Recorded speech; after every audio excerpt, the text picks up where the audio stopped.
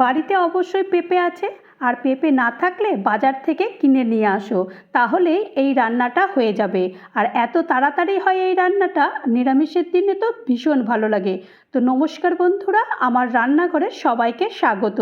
আজকে এই একটা পেঁপে নিয়েছি, এটা মোটামুটি ওজনে প্রায় 1 থেকে 1.5 কেজি মতো ওজন হবে। তো এই পুরো পেঁপেটা দিয়েই আমি আজকে এই রান্নাটা করব। তো পুরো পুরো পেঁপেটা আমি এই মুখের কাছটা একটু কেটে নিয়েছি। কেটে নেওয়ার পরে তারপর এটাকে দুটো ভাগ করে নিয়েছি। ভাগ করে নেওয়ার পরে তারপর এটাকে 4 ফালা করে নিচ্ছি, কারণ কাটতে সুবিধা হবে। তো এখন এটাকে দেখো, একটা মাত্র বীজ বেরিয়েছে। মানে এত বড় পেঁপেটার মধ্যে মাত্র একটাই বীজ, কি হাসির কথা না? তো যাই হোক, এখন পেঁপেগুলোকে একটু ছাড়িয়ে নেব। প্রথমে আমি এরকম পিলার দিয়ে ভালো করে এটাকে ছাড়াচ্ছি। তোমরা চাইলে এটাকে বটি দিয়ে ভালো করে এটাকে ছাড়াতে পারো। আমি তোমাদেরকে দেখাবো বলে সেই কারণে এটা পিলার দিয়ে ছাড়িয়ে নিচ্ছি।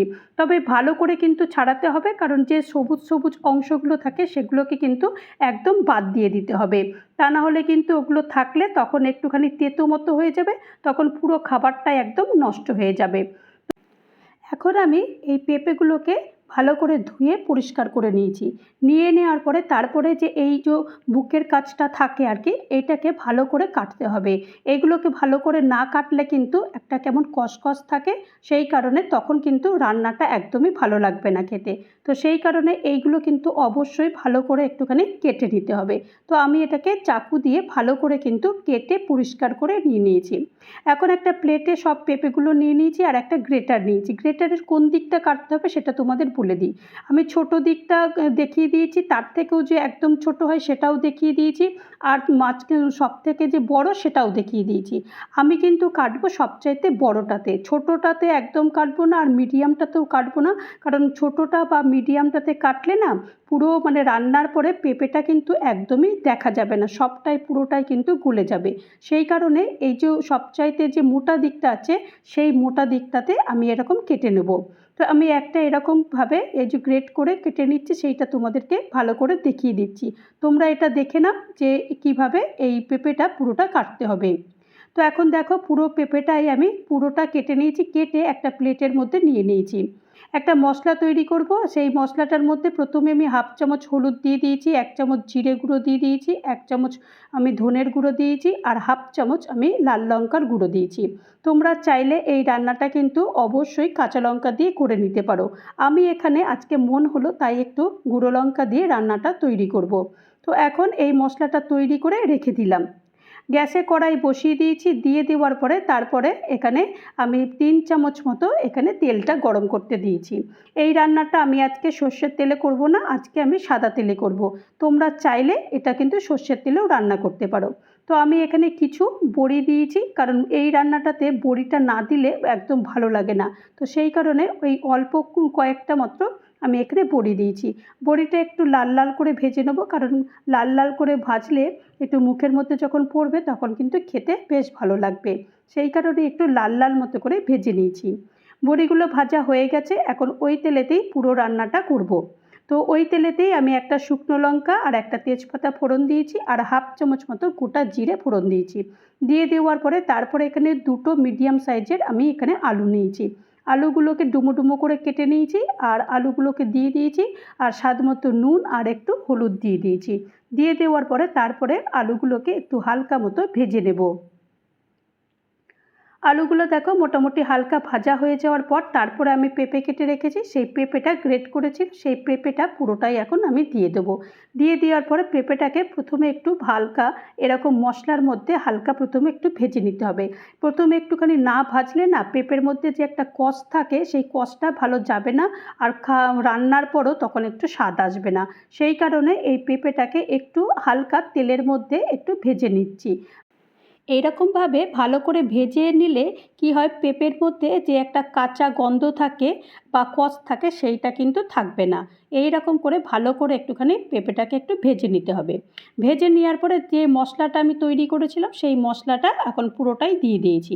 দিয়ে দেওয়ার পরে তারপরে এটাকে আরেকবার ভালো করে এটাকে নাড়তে হবে, কারণ মশলাটা দেওয়া হয়েছে, সেই কারণে মশলার মধ্যে ভালো করে যেন এরকম নেড়ে চেড়ে দেওয়াতে এই পেঁপের মধ্যে আলুর মধ্যে যেন সমস্ত মশলাটাই সুন্দরভাবে ঢুকে যায়।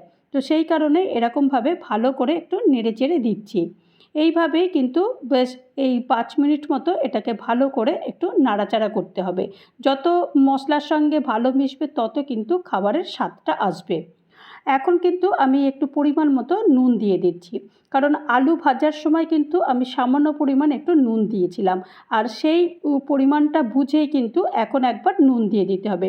তোমরা চাইলে একবার কিন্তু টেস্ট করে দেখতে পারো যে কতটা নুন লাগবে। তো এইভাবেই কিন্তু রান্নাটা করে নিতে পারো। তো আমি তো পরিমাণ মতো নুনটা দিয়ে দিয়েছি, দিয়ে দেওয়ার পরে তারপরে আরেকবার ভালো করে একটু নেড়ে চেড়ে দিচ্ছি। নেড়ে চেড়ে দেওয়ার পরে তারপর এটাকে এখন ঢাকনা বন্ধ করে দেবো। এখন কোনো জল টল দেবো না, ওই ভেপারেই পুরোটা সেদ্ধ হয়ে যাবে।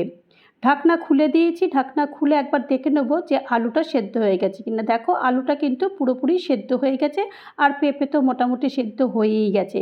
ওই যে বললাম না যে ভেপারটা আসবে সেই ভেপারেই পুরোটাই সেদ্ধ হয়ে যাবে। তো এখন আরেকবার ভালো করে একটু নেড়েচেড়ে দিচ্ছি। নেড়েচেড়ে দেওয়ার পরে তারপরে এই 1 চামচ মতো চিনি দিচ্ছি, কারণ এটা নিরামিষ রান্না, নিরামিষ রান্নাতে একটু মিষ্টি না হলে একদমই ভালো লাগে না। আর যারা একদমই চিনি খায় না তারা পারলে একটুখানি দিও, কারণ এই রান্নাটাতে একটু মিষ্টি মিষ্টি না হলে এই রান্নাটা কিন্তু একদমই ভালো লাগে না। তো এখন যে ভেজে রাখা বড়িগুলো সেগুলো আমি একটু গুঁড়িয়ে নিয়েছিলাম বা ভেঙে নিয়েছিলাম, সেই বড়িগুলো দিয়ে দিয়েছি। দিয়ে দেওয়ার পরে তারপরে আরেকবার ভালো করে একটু মিশিয়ে দিচ্ছি। মিশিয়ে দেওয়ার পরে সবশেষে এই যে একটুখানি দুধ দেবো। এই দুধটা না দিলে এই রান্নাটার আসল স্বাদ একদমই আসে না। তো হাফ কাপ মতো আমি এখানে দুধ দিয়েছি, আর হাফ চামচ মতো এখানে আমি গরম মশলার গুঁড়ো দিয়েছি, আর এই 1 চামচ মতো এখানে ঘি দিয়েছি, কারণ নিরামিষের রান্নাতে একটু ঘি গরম মশলা না দিলে একদম কিন্তু ভালো লাগে না। তো সেই কারণে অবশ্যই কিন্তু ঘি গরম মশলাটা অবশ্যই দিতে হবে। এখন এগুলো সব কিছু দিয়ে দিয়েছি, দিয়ে এবার ভালো করে এটাকে মেশাতে হবে। মেশাতে মেশাতেই একদম এত সুন্দর একটা গন্ধ বেরোচ্ছে ঘি গরম মশলার, সেটা মানে তোমরা হয়তো বুঝতে পারছো না, আমি এখান থেকে বুঝতে পারছি। খুব সুন্দর একটা গন্ধ বেরোচ্ছে। তো এখন এই ভালো করে একটু নেড়েচেড়ে দিয়েছি। নেড়েচেড়ে দেওয়ার পরে এটাকে গরম গরম কিন্তু সার্ভ করব। আমি তো এটাকে ভাতের সঙ্গে এটাকে সার্ভ করছি, তোমরা চাইলে এটা রুটি, লুচি, পরোটার সঙ্গেও এটা সার্ভ করতে পারো। এটা কিন্তু ভীষণ ভালো লাগে, ভাতের সাথেও ভালো লাগে, আবার রুটি, লুচি, পরোটার সঙ্গেও খেতে ভীষণ ভালো লাগে। তো তৈরি হয়ে গেল আমার পেঁপের ঘন্ট। এই পেঁপের ঘন্ট রেসিপি যদি তোমাদের কারোর ভালো লাগে তাহলে অবশ্যই একটা লাইক করো, কমেন্ট করো, পারলে আমার চ্যানেলটা সাবস্ক্রাইব করে আমার পাশে থেকো। আর যারা নতুন বন্ধু হয়ে আমার চ্যানেলে ভিজিট করেছো তাদেরকে অজস্র ধন্যবাদ। আর যারা এখনও পর্যন্ত আমার চ্যানেলটা সাবস্ক্রাইব করোনি তাদেরকে অনুরোধ করব চ্যানেলটা সাবস্ক্রাইব করতে। আবারও নতুন কোনো একটা ভিডিও নিয়ে তোমাদের মাঝে চলে আসবো। ততক্ষণের জন্য তোমরা সবাই ভালো থেকো, সুস্থ থেকো, আর আমার চ্যানেলের সাথে থেকো। নমস্কার।